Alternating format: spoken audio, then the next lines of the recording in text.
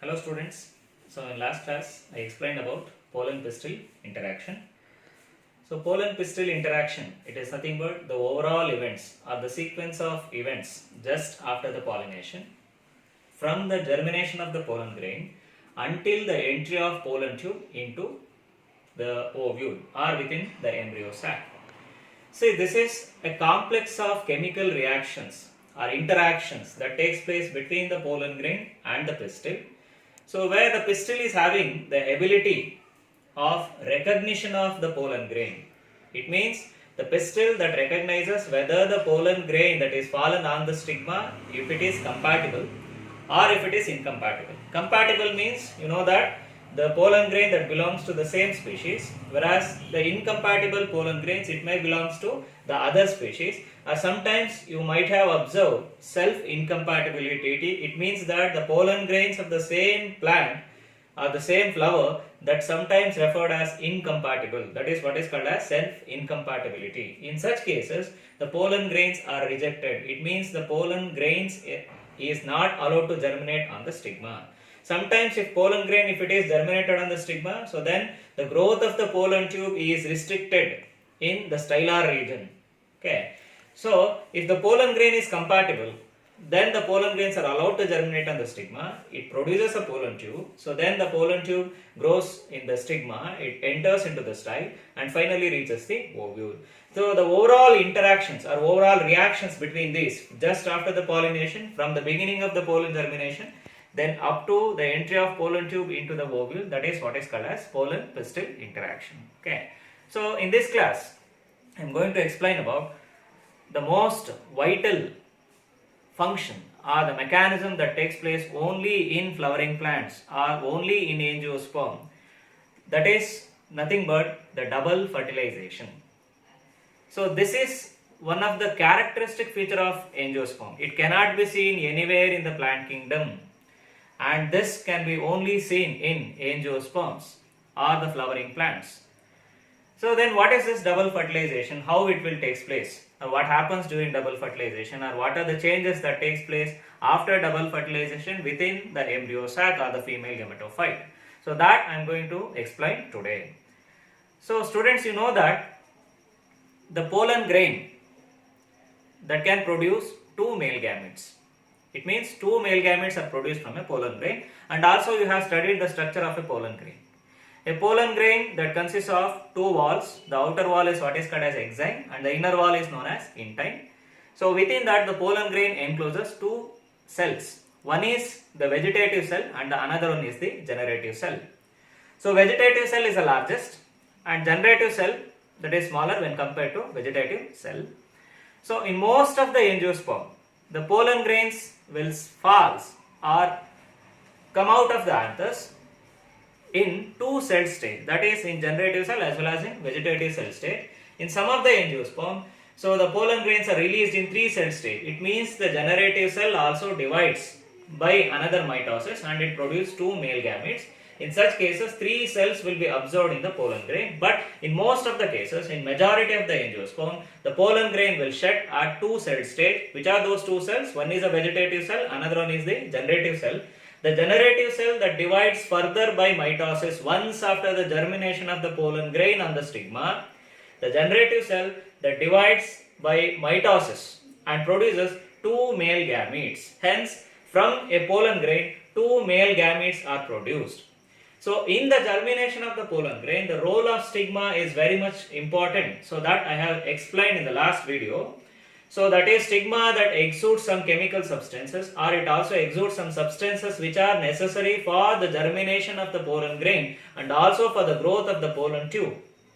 So stigma that mainly secretes lipids and phenolic compounds. It consists of some amount of sugars and also amino acids, proteins and peptides, and along with that some inorganic chemical substances or compounds like calcium and boron, which are very much necessary for the germination of the pollen grain and also for the growth of the pollen tube.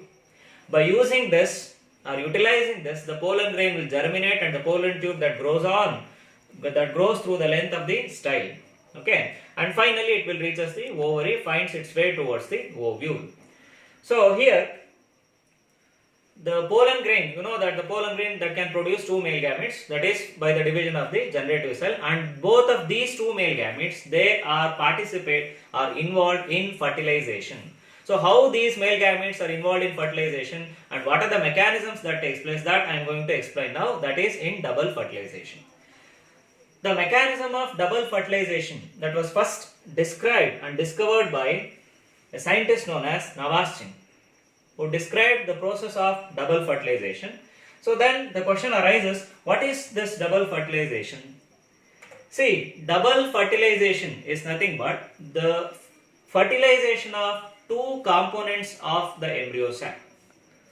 It is a fertilization of two components of the embryo sac. Then which are those two components? The two components of embryo sac, one is the egg, another one is the central cell. One is the egg, another one is the central cell. You know that the two male gametes from a pollen grain, among that one of the male gamete that fuses with the egg, another male gamete that can fuse with the central cell. It means the central cell that consists of two polar nuclei or two haploid nuclei. Sometimes they may fuse just prior to fertilization. They form a diploid secondary nuclei and that can fuse with another male gamete and the egg can fuse with one male gamete. So hence the two components of the embryo sac, they are fertilized. That's why the mechanism is said to be double fertilization, or it can be otherwise described as double fertilization is nothing but syngamy and triple fusion is together called as double fertilization. So now I am going to explain what is syngamy and what is triple fusion. Syngamy and triple fusion together called as double fertilization. So during this, the two structures found within the embryo sac, they were fertilized by the two male gametes produced by a pollen grain. So the two structures, one is an egg and another one is the polar nuclei or the secondary nuclei of the central cell. They fuse together with two male gametes and produce the structures after the fertilization. What are those? Nothing, that is nothing but the one is a zygote, another one is the endosperm. So now I will explain. See, the pollen grains which are fallen on the stigma, they germinate on the stigmatic surface by using or utilizing the stigmatic exudate. Among that, the hydration of the pollen grain is the first step in germination. That is very most important thing for the germination of the pollen grain, that is its hydration. The pollen grains will absorb the water. Then the intine, the outer wall of the intine of the pollen grain, that swells up and it applies a pressure over the exine. So now the exine ruptures and the entire content of the pollen grain that come out in the form of a tube. So now it is what is said to be the male gametophyte. So pollen grain is a mother cell of the male gametophyte. So during its germination, the pollen grain absorbs water. The outer wall of the intine that swells up and it applies a pressure over the exine. Then the wall of exine that ruptures and pollen tube will come out. So once the pollen tube that come out through the germ pore, so then its contents, if the pollen grain, if it germinates, its contents will enters into the pollen tube. So once the pollen grain has germinated, its contents like the generative nuclei and the vegetative nuclei and also the male cytoplasm, all of them, they will enters into the tube. So now this is what is called as pollen germination. It is nothing but the process of formation of pollen tube from a pollen grain is what is called as pollen germination. So once the pollen tube has come out through the germ pores, you know what are germ pores? They are transparent or high-lying areas which are found on the exine. They are called as germ pores. And the growth of the pollen tube that is observed in the tip or the apical region of the pollen tube that is responsible for its growth. So the pollen tube that grows continues within the style and it is guided by some of the inorganic substances like calcium and boron. So boron that can enhances the growth of the pollen tube or it may help in vigorous growth of the pollen tube, and calcium can guide the path of the pollen tube or it directs the pollen tube towards the ovule. So where the pollen grain that germinates on the stigma, the pollen tube that enters into the style, it travels along the length of the style. So one thing, the length of the pollen tube, it depends upon the length of the style. Some of the plants, they have a very shorter style. It may be for few millimeters, the length of the style may be. In some of the plants, the length of the style will be very long. For example, like in corn cob, the corn cob is having very lengthy style. In such cases, the pollen tube also that grows up to the length of the style. It means a very long pollen tube can be observed in corn. Okay, that is because of the length of the style.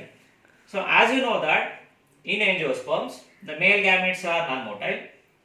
The only structure that can carry the male gametes is the pollen tube. That's why angiosperms are what is regarded as siphonogames. The pollen tube that enters into the style and carry the male gametes towards the egg. So where male gametes are carried inside the pollen tube.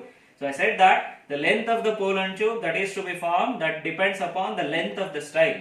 If the style is more lengthy, then the length of the pollen tube also increases. If the style is very short, then the pollen tube growth is restricted to that much length only.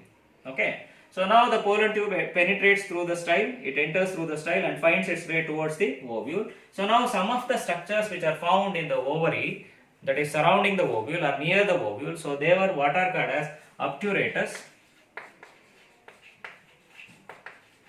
Obturatus. So these can guide the pollen tube towards the micropylar region. And also you know that the synergids of the embryo sac or the egg apparatus, they secrete some chemical substances. So these chemical substances also can attract the pollen tube towards the micropyle. So usually in almost all the angiosperms, the pollen tube that can enter into the ovule through the micropylar region. You know what is a micropyle? It is nothing but a small opening that is left by the integumentary layers that helps in the entry of pollen tube into embryo sac. In most of the cases, the pollen tube can enter into the ovule, that is through the micropyle. But along with that, there are some other way of entry of pollen tube into ovule. So basically, the most common thing that I have said, the pollen tube can enter into the ovule through the micropyle, and that is what is called as porogamy. Porogamy means the entry of pollen tube into the ovule through the micropyle. This is the most common. Along with that, there are two other modes of entry of pollen tube into ovule. So one is chalazogamy, another one is mesogamy. Chalazogamy means it is the entry of pollen tube through the chalazal region or through the chalazal end. This is what is called as chalazogamy, and that is observed, that was discovered in a plant called as casuarina. Is discovered in a plant called as casuarina. Common ಆಗಿ ಕನ್ನಡದಲ್ಲಿ ನಾವು survey ಗಿಡ ಅಥವಾ survey ಮರ ಅಂತ ಕರಿತೀವಿ. Okay, so ಇನ್ನೊಂದು ಮೀಸೋಗ್ಯಾಮಿ. Mesogamy is nothing but it is an entry of pollen tube either through the integuments or through the funiculus. That is what is called as mesogamy, and this can be seen in cucurbita. This can be seen in cucurbita, and also mesogamy can be observed in Pistacia. Can be seen in Pistacia as well as in cucurbita. If pollen tube enters through the integumentary layers or through the funiculus, is called as mesogamy. If pollen tube enters through the chalazal end, that is what is called as chalazogamy, and it is observed in casuarina. In most of the angiosperms, the pollen tube it enters through the micropyle. That is the most common one. Irrespective of the entry of pollen tube into the ovule, it means whether the pollen tube entered through the micropyle, or if it is entered through the chalaza, or if it is entered from the or through the integumentary layers, ultimately the pollen tube reaches the egg apparatus that is found near the micropylar region of the embryo sac or micropylar region of the ovule. So ultimately the pollen tube will reaches the micropylar end of the ovule or the embryo sac. So where this pollen tube that can enter into or that can penetrate the either of the synergids which are found in the egg apparatus. You know that there are two synergids were found in an egg apparatus. Among the two synergids, the pollen tube will enter into one of the synergid. I have shown in this diagram. So this is a pollen tube. The pollen tube that is entering into the ovule through the micropylar end and carrying the two male gametes. How these two male gametes are produced? These male gametes are produced by the mitotic division of the generative cell, and that can produce the two male gametes. So this pollen tube that will enter through the micropyle into one of the synergid, and that synergid will degenerate. See here I have labeled this one as degenerated synergid. It means among the two synergid, one of the synergid that receives a pollen tube, you know the function of synergid that can provide a platform for the entry of pollen tube. So among the two, the pollen tube that can enter into one of the synergid, and that synergid will degenerate, and that is what is called as degenerated synergid. And another one, it may remain persistent, and that is what is called as persistent synergid. Among the two, one is persistent, it may remain persistent, or even it may also degenerate after the fertilization, but just after the entry of pollen tube, or just once the pollen tube penetrates the synergid, that synergid that is degenerates, and that is what is called as degenerated synergid. And this is predetermined. It means to which of the synergid the pollen tube has to enter, that is predetermined. So then once the pollen tube enters into the synergid, so where the tip of the pollen tube that dissolves, it dissolves and it releases the two male gametes inside the cytoplasm of the synergid. The pollen tube tip that dissolves and it releases its contents into the cytoplasm of the synergids. So what are the contents of the pollen tube? The contents may be the vegetative cell and the two male gametes. They are definitely found inside the pollen tube. The two male gametes and the vegetative cell of the nuclei, and with a little amount of cytoplasm. So they are the contents of the pollen tube, and they were released into the cytoplasm of the synergid. Okay. Now among the two male gametes, one of the male gamete, or the first male gamete, that moves passively within the embryo sac, and that can reaches the egg. Among the two male gametes, one of the male gamete that reaches the egg, and another male gamete that reaches the central cell. The male gamete that reaches the egg, so where now the male and female gamete they fuses together. The male and female gametes they fuses together, and this is what we called as syngamy. The fusion of male and female gametes is what is known as syngamy. Syngamy is nothing but it's a fusion of male and female gametes. As the name itself indicates, syngamy. Syng means fuse, gamy means gametes. So where the first male gamete that fuses with the egg, and that is what is called as syngamy. And the second male gamete that can fuse with the secondary nuclei or the two polar nuclei of the central cell. Sometimes the two polar nuclei they may fuse together and forming a secondary nuclei, a diploid secondary nuclei. So or it may be the two haploid polar nuclei found inside the central cell. So where another male gamete that can fuse with the polar nuclei found inside the central cell. And that is what is called as, it means the fusion of two polar nuclei and one male gamete, that is what is called as triple fusion. Triple fusion. What is triple fusion? Triple fusion is nothing but the fusion of one male nuclei carried by one male gamete with the polar nuclei or the secondary nuclei. That is what is called as triple fusion. Here three haploid nuclei are fusing together, or three contents of the three nuclei they are fusing together, and that's why it is said to be triple fusion. And the fusion of the male gamete and the egg is what is called as syngamy. So now double fertilization is nothing but it is syngamy and triple fusion together called as double fertilization. So then what happens next after the fusion of the male gamete and the egg, as well as after the fusion of the male gamete and the secondary nuclei of the central cell?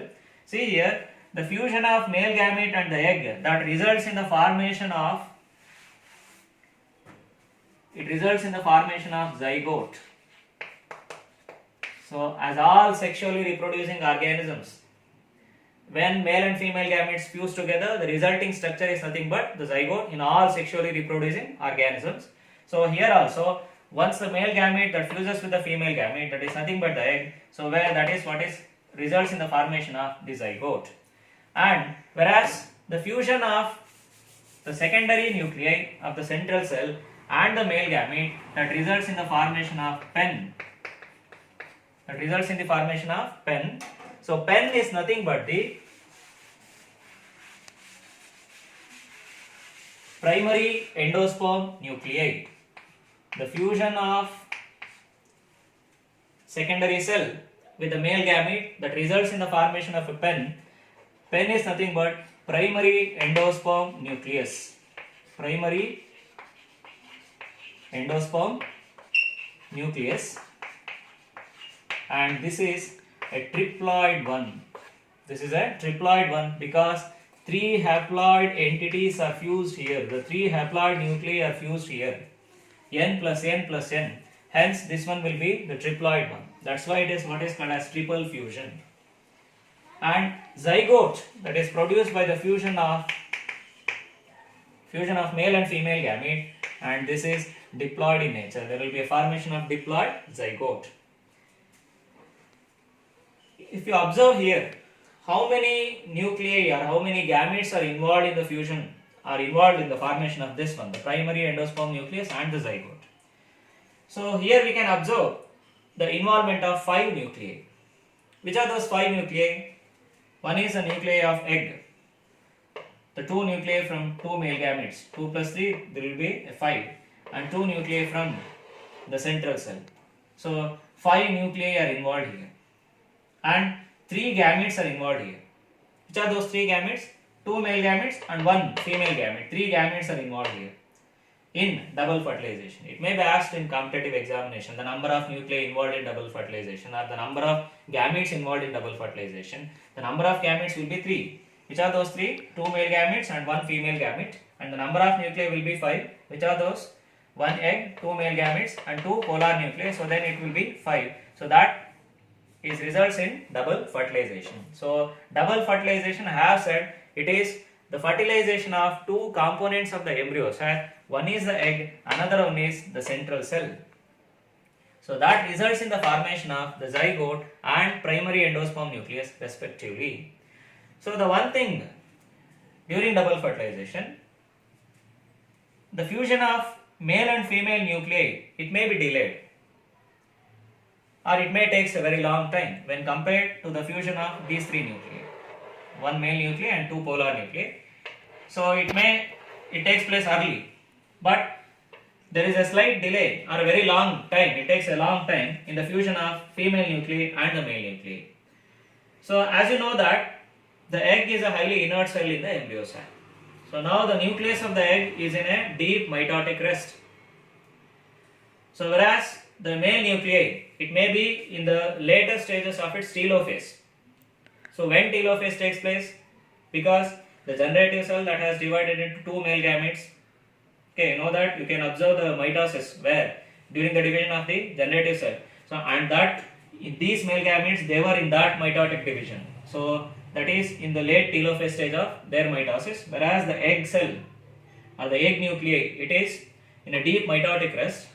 That's why it is slightly delayed or it may take a slight longer time, a longer duration when compared to the fusion of these 3. Okay. So once the male and female nuclei, so where the male gamete that reaches the egg, so where it releases its nuclei into the cytoplasm of the egg, then male nuclei carried passively in the cytoplasm of the egg where it fuses with the female nuclei and it results in the formation of a diploid nuclei. That is what is nothing but the zygote that later forms a zygote. So now it is not said to be an egg, it should said to be a zygote. Similarly, the male nuclei that fuses with the 2 nuclei found in the central cell, so that results in the formation of a triploid nucleus, and now that is what is called as PEN, primary endosperm nuclei. So this primary endosperm nucleus that later forms the endosperm. Endosperm is a triploid nutritive tissue. I think you came to know why it is triploid. It's a triploid nutritive tissue that supplies nutrition for the developing embryo. It is triploid because of the fusion of 3 haploid nuclei, so hence it's a triploid structure. Zygote is a diploid structure because it came by the fusion of 2 haploid nuclei. One is a male nuclei, another one is a female nuclei, and that is why zygote is said to be diploid. Okay, so just I will repeat once. The pollen grains fallen on the stigma, they germinates on the stigma by using stigmatic exudates. the pollen tube is produced, it means the entire content of the pollen grain that it come out of the through the germ pore in the form of a tube. The pollen tube can germinates on the stigma, it penetrates the style where it reaches the ovary, finally finds its way towards the ovule. So then pollen tube that will enter into the ovule through the micropylar end. So there may be other ways of entry of pollen tube also. It may be the chalazogamy or it may be the mesogamy. If it enters through the chalazal end, it is said to be chalazogamy, or if it enters through the funiculus or integuments, that is what is called as mesogamy. So irrespective of the entry of the pollen tube, finally the pollen tube that reaches near the egg apparatus. So once pollen tube reaches into the egg apparatus, it enters into one of the synergid. So that synergid that will disintegrates or it will degenerates. So now the pollen tube, the tip of the pollen tube that dissolves and it releases its contents. It is nothing but the cytoplasm and two male gametes and the vegetative nucleus. So among the two male gametes, one of the male gamete that moves towards the egg and the another male gamete that moves towards the central cell. One male gamete fuses with the egg, that is what is called as syngamy, results in the formation of the zygote, and the another male gamete that fuses with the central cell, the two haploid nuclei of the central cell, and that is what is called as triple fusion, and that results in the formation of pen, that is primary endosperm nucleus. Okay. So now what happens just after double fertilization, or what is the significance? Why double fertilization has to take place in angiosperm? What is its significance of double fertilization? So now I am going to explain about this. So but before this, you know that the vegetative nuclei, it may also enters through the pollen tube. What happens to vegetative nuclei? Whether it may disintegrates or whether it may remains. What happens to this vegetative nucleus? Okay. So there are some scientists, they observed that some of the darkly colored structures or darkly stained structures within the embryo sac. And these darkly stained structures are what is called as X bodies. They were known as X bodies. A pair of darkly stained structures were observed and they were called as X bodies. So among that, according to some, among the two X bodies, one may be the nucleus of the synergid, one may be the nucleus of the synergid, and another one may be the vegetative nucleus. Vegetative nucleus. This vegetative nucleus, it may remains or it may disintegrates readily. So, but some of them, they have observed these darkly stained structures and they were thought to be the remains of the nucleus of the synergid and the vegetative nucleus. So they were regarded as X bodies. And what about the fate of antipodal cells? These antipodal cells, they may disintegrate readily just prior to fertilization or just after the fertilization. So they disintegrates, they do not play any specific role. Okay. But the result of double fertilization is the zygote and the primary endosperm nucleus. So then what is the significance of double fertilization? The major significance of double fertilization, so as you know that all fertilizations in sexually reproducing organisms that results in the formation of zygote. Similarly, in angiosperms also the fusion of male and female gamete that results in the formation of the zygote. So the formation of zygote is one of the significance. This zygote, you know that later it divides and produces the embryo. Later it divides and produces the embryo, where embryo later it produces the future plant. It can produce the future plant. And also, once after the fertilization, there are some changes were observed in the ovule as well as in the ovary. So what are those changes? After fertilization, the ovule will form the seed. After fertilization, the ovule will form the seed, and ovary will form the fruit. Ovule will form the seed and ovary will become the fruit. So these changes will take place just after fertilization only. Before fertilization, these changes cannot be observed, but these changes were observed just after the fertilization. So this is a significance for a plant body. So where fertilization that can induce us, it means the fusion of male and female gamete that can induce us certain changes in the plant body, especially within the ovary. So where just after fertilization the ovule start developing the seed, whereas ovary that start becoming the fruit. You can observe increase in the size of the ovary just after the fertilization. You can observe any fruits.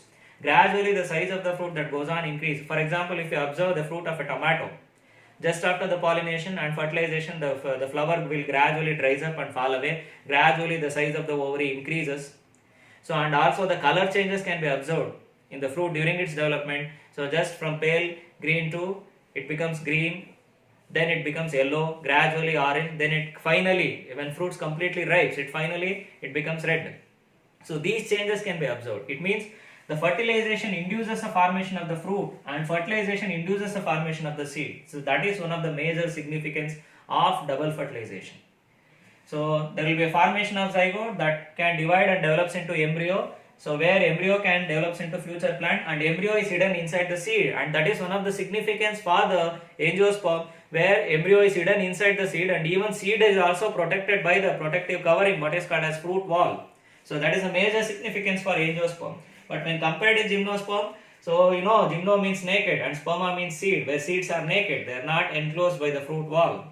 But in angiosperm, angios means covering or covered, so sperma means seed. So whereas in angiosperm, the seed is found within the fruit wall. So the fruit is produced just after the fertilization. So that is one of the significance in angiosperm.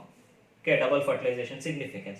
Another very important and major significance is the development of pen. Double fertilization results in the formation of pen, that is primary endosperm nucleus, and this primary endosperm nucleus later it forms the endosperm. It's a triploid nutritive tissue, endosperm, and this endosperm will nourishes the developing embryo. That's why the angiosperm, they produce an endosperm to nourish the developing embryo. It goes on supplying nutrients for the development of the embryo, but the endosperm, it may remain in some seeds even after the maturation of embryo, but it may be utilized in some of the plants, it may be utilized during the development of the embryo.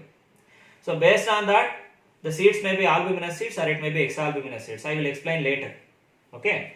So another very important significance of double fertilization is the development of the endosperm.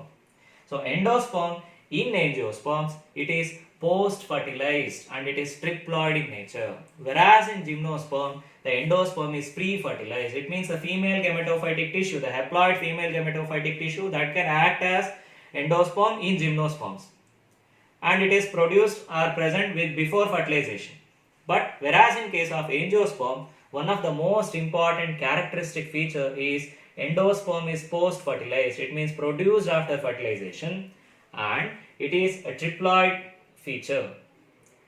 That is the important and unique feature of angiosperm. All flowering plants, it's a unique feature, that is double fertilization. You cannot see this mechanism in other groups of plants. It can be observed only in angiosperm, and having the significance like development of the zygote and all these events which takes place within the ovary, where zygote divides into embryo within the embryo sac and embryo that develops into future plant. So where the ovule get converted into seed. During the conversion of the ovule, the wall of the ovule, the integumentary layers of the ovule, they form the seed coat. Similarly, the wall of the ovary that form the fruit wall, that is what is called as pericarp. The fruit wall is called as pericarp. The integumentary layers, they form the seed coat like testa and tegmen. These are the seed coats produced by the integumentary layers. So these are all the changes that are taken place just after the fertilization. That is post-fertilization changes. And the main reason behind these changes is fertilization. So that is the significance of double fertilization, development of embryo, and another major thing, the development of endosperm. So because this is a tissue needed for the supplement of nutrition for the developing embryo, and in angiosperm, I have said, it is post-fertilized and it is triploid one. That results by the triple fusion, where male gamete fuses with the polar nuclei, form a triploid nucleus, that is pen. Okay, and these are the results of double fertilization. So this is the significance of double fertilization. Okay. So along with this, there are some unusual features were observed in angiosperms. So this is a normal fertilization process in angiosperms that was observed, but in some of the angiosperms there were some unusual features that were observed. So one is polyspermy.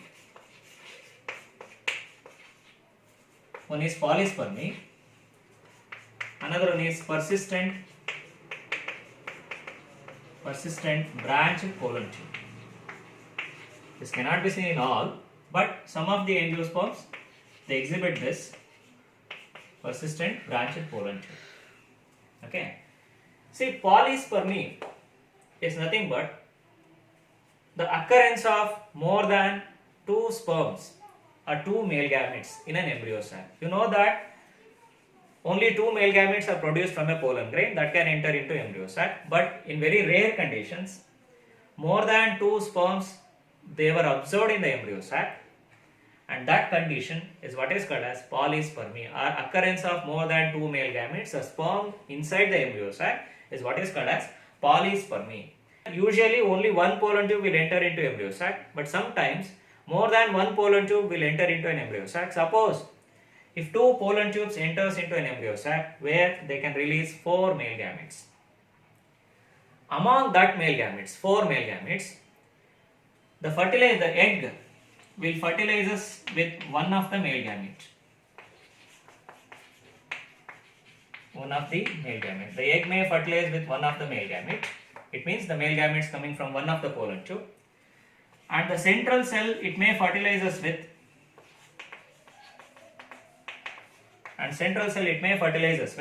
the male gametes of another pollen tube. So the egg may fertilizes with the male gamete of one pollen tube, and the central cell it may fertilizes with the male gamete of another pollen tube. So in usual cases, as the 2 male gametes are carried, the egg will fuse with one male gamete, and the central cell that will fuse with the another male gamete. Both of them belong to the same pollen grain. But in this condition, when 2 pollen tubes enters into an embryo sac, the egg will fuse with the male gamete of one pollen tube carried by one pollen tube, and the central cell fertilizes with the male gamete carried by the another pollen tube. And this is what is called as heterofertilization. This kind of fertilization is what is called as heterofertilization. Okay, it means different. The egg and the central cell, they are fusing with the male gametes carried by different pollen tubes. Okay, that is called as heterofertilization. And the egg will prefers its fusion with one of the male gamete carried by one of the pollen tube, and that is what is called as preferential fertilization. It means the egg will fuses or fertilizes with the male gamete of one of the pollen tube among the 2. That is called as preferential fertilization. So heterofertilization and preferential fertilization. So these are some unusual features that can be seen in angiosperms. And the second one, persistent branched pollen tube. This can be observed in the members of the family Onagraceae.